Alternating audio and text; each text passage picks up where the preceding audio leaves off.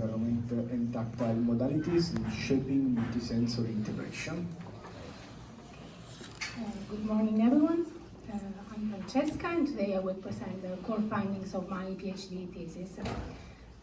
Our perception of the world relies on the integration of information from different sensory modalities. And this process, also known as multisensory integration, allows the brain to combine these sensory signals to shape our perception and guide our behavior. Importantly, this mechanism is particularly relevant in a sector of space immediately surrounding the body, also known as peripersonal space, which refer to the area surrounding the body in which external stimuli are integrated with tactile and proprioceptive signal related to specific body part in order to efficiently interact with the environment and to protect the body from potential threats. We usually measure peripersonal space boundary using a well-validated multisensory interaction task developed by the group of Canzoneri. The logic is that visual and auditory stimuli enhance when presented near the body, influence tactile processing, speeding up reaction time to tactile stimulation. So in this task, participants receive tactile stimulation while a looming visual or auditory stimulus is presented at varying temporal delay corresponding to different distance from the body. And we identify the point at which it starts to facilitate tactile processing as a proxy of peripersonal space boundary. During my PhD, I investigated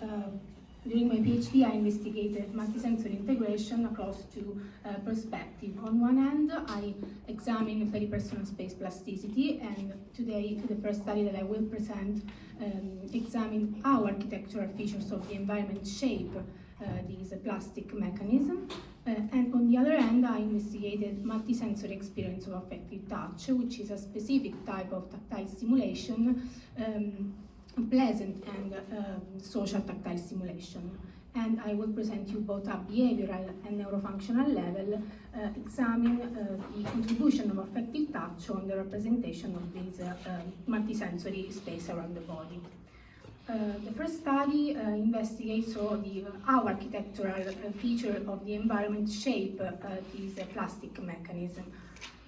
A fundamental characteristic of peripersonal space is that it plastically remaps after different experience.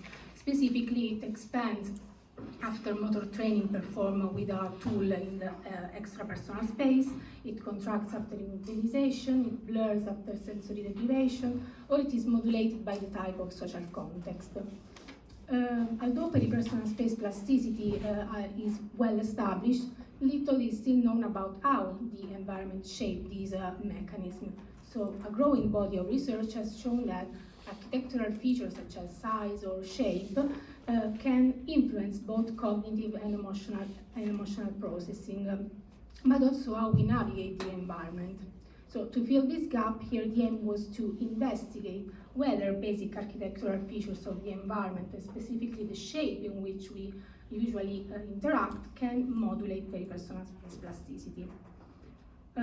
27 healthy participants took part in this study. They performed the well-validated visuotactile interaction task both before session 1 and after session 3, a motor training performed designed to expand peripersonal space boundary with a tool in the far space. This motor training was performed in a long-shaped rectangular room with a short wall located far from the action space. After 10 days, the same group of participants performed the same procedure, so both session 1 and session 3, while session motor training, session 2B, was performed in a short shaped rectangular room with a long wall positioned close to the action space. So, moving to the results, as shown in the graph, we observed a significant peripersonal space expansion after motor training performed in the long shaped room, while no plastic expansion was observed in the short room. These results suggest that when the environment in which we interact provides spatial features that support action possibility, peripersonal space representation may expand. Conversely, when the environmental configuration constrain action possibility, peripersonal space plasticity may be inhibited, likely due to potential perceived affordances. Now, moving to the second study, here the aim was to examine the impact of affective touch on the representation of peripersonal space. Affective touch is a specific form of slow and gentle tactile stimulation that typically occurs during social interaction. It is processed by a specific class of tactile fibers, also known as CT afferent, and it is also known that affective touch may elicit emotional feeling of social closeness, promoting feeling of of pleasure and security. Furthermore, it also mitigates the feeling of social exclusion, promoting prosocial behavior. So here the aim was to investigate how affective touch contribute to both behavioral and neural level to the representation of peripersonal space. In this task, 35 healthy participants underwent reversion of the well-validated audio-tactile interaction task to measure peripersonal space boundary with 3 different types of tactile stimulation. In the first task, participants respond to a brief and punctual tactile stimulation while receiving a looming sound at different temporal delay. In the second study, the discriminative task, the reverse task, participants had to respond to a brief acoustic cue while receiving both a looming acoustic stimulus and receiving also a dynamic discriminative tactile stimulation. The affective touch task was similar to the discriminative one, but we incorporated a light and slow dynamic tactile stimulation that was delivered at CT optimal velocity. Moving to the reaction time, here we observe reaction time across all conditions, and specifically we observe a spatial effect, a spatial modulation with faster reaction time for near stimuli compared to far, which is a typical peripersonal space effect. For the first time, we demonstrated that the affective touch elicits a clear modulation of multisensory integration processes. Moving to the dimension of peripersonal space boundary, here for the first time we demonstrated a larger representation of peripersonal space when measured through the affective touch compared to both discriminative and traditional classic tactile stimulation. So, after showing you that at behavioral level, both affective and discriminative touch differently modulate peripersonal space representation, in this study, in this neurofunctional study, the aim was to examine the neural response to both discriminative and affective touch when integrated with visual stimuli presented near or far from the body. So in this task, 27 healthy participants took part in an fMRI protocol. This task followed a factorial design, manipulating touch, modality, and distance. It also followed a block design with 2 separate sessions for affective and discriminative touch. We included 8 runs for affective and for discriminative, and each run included 5 blocks of stimulation: unimodal touch, unimodal visual, bimodal visuotactile near and far, and catch trial. This design allowed us to perform a specific type of analysis, which is a multi-step multisensory integration analysis based on the principle that the bimodal condition elicit a stronger activation compared to the mean of unimodal one. For coherence, I will show you just the results from the multisensory integration analysis. We also performed the traditional fMRI analysis. So we first identified a multisensory region at the whole brain level, comparing all bimodal condition with the sum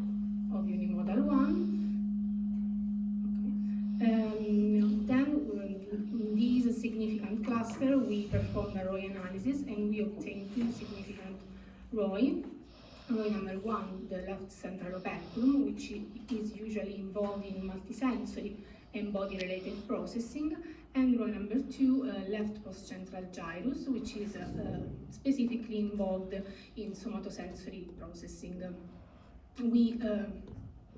Then we extracted the percentage signal change from these two regions. We observed a significant stronger activation for all bimodal conditions compared to the unimodal one.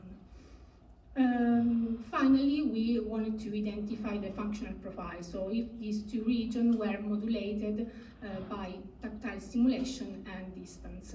We observed different patterns, so in the ROI number two, the left central gyrus, we observed a sensibility for touch with a stronger activation for affective compared to discriminative touch, while in the left central operculum we observed a stronger activation for near stimuli when paired with affective compared to discriminative touch.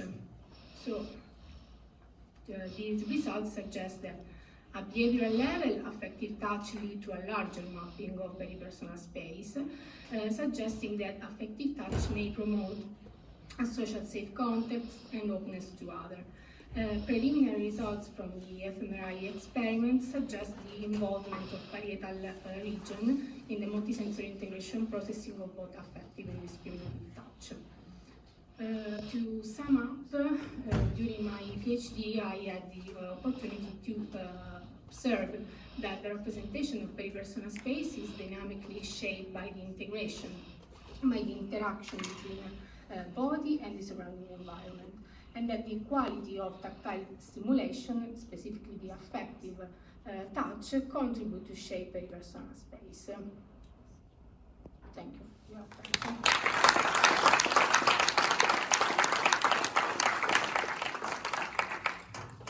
Thank you, Francesca. I start with the questions. So, the first question is about your virtual reality experiment in which you test different sizes of the room. Okay, so the results you get from this experiment are that if you have a longer room, you expand your peripersonal space, even though the tool doesn't give you the opportunity to reach the far place, the far portion of the room, right? So I was wondering if you can interpret these results more as action potential than reachable space. The other questions are still related to this, no? Because as you mentioned in your presentation, there is a sort of a combination between the tool incorporation and the environment. So also the built structure can affect your peripersonal space. So are there in the literature some works that try to disentangle between these two variables, so to see how the tool different from the environment and vice versa can differently modulate the way you code your peripersonal space? Thank you for the question.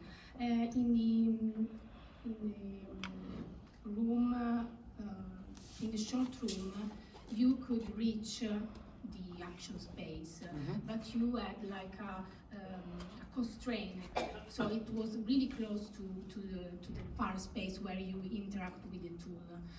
So you could expand your peripersonal space, but you perceive like a sort of limit, which is may be interpreted as a limit to your plastic mechanism. So, and regarding to the second point,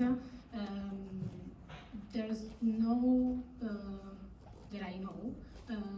There's no study investigating these specific things about tool and the environment. So this is maybe the first one investigating this specific element. Okay. Thank you. Hi, so congratulations for the studies, very interesting. So my question is about, okay, again on virtual reality. So you think that using a real world setup, the results are the same or not? Okay. Yes, I Or you doesn't yet? thank you for your I suppose that the results may be the same. I think also maybe even more strong results. So you perceive there's no difference usually between virtual reality and real world. But when you are in a real environment, maybe you can you are more embodied in that space. So stronger. Yes. Thank you. Hi, Francesca. Congrats on your thesis and thanks for the presentation. So with your effective touch manipulation, where do you think the effective component comes from? The brush or the person doing the strokes, and how could you control or explore this issue further? I think that the affective touch, the pleasant aspect of the brush stimulation is the main aspect because of these results. This is a limit because it would be really interesting to see if a real person strokes your hand. I was thinking the other way around. If you have a motor, like just with a brush and just doing the exact same type of movement, if you would see similar results. Yes, maybe also strong. Also depending on the personality, which are more open to other, or maybe more difficult to interact with. That should be right. In your thesis, you make this big warning that all the fMRI analyses are preliminary, take it with a grain of salt. And Yes. what was missing, and how do you think you could take it to the next level if you were to continue doing this work? We are trying to better define the kind of analysis that better fits to this protocol. There is some limitation, maybe the sample size, but also, if I should say, maybe the most important issue, the tactile stimulation. Maybe we would have used a more different tactile stimulation, so a discriminative touch that was more discriminative and different compared to the affective one. So this is maybe the limit of this. If you want to speculate, I know this is basic research, how do you think design and architecture can use these kinds of studies to improve how you build and make spaces for people? Yes, I think that it's important for architecture, and it's one of the first investigating this specific topic. The importance of how to design environment in which we usually interact, so to feel more embodied in this. But is it the case that bigger is always better? Is this what I don't think so. Maybe the shape, the constraint, the limit of a space in which we interact can be interesting. Thanks. Thank you.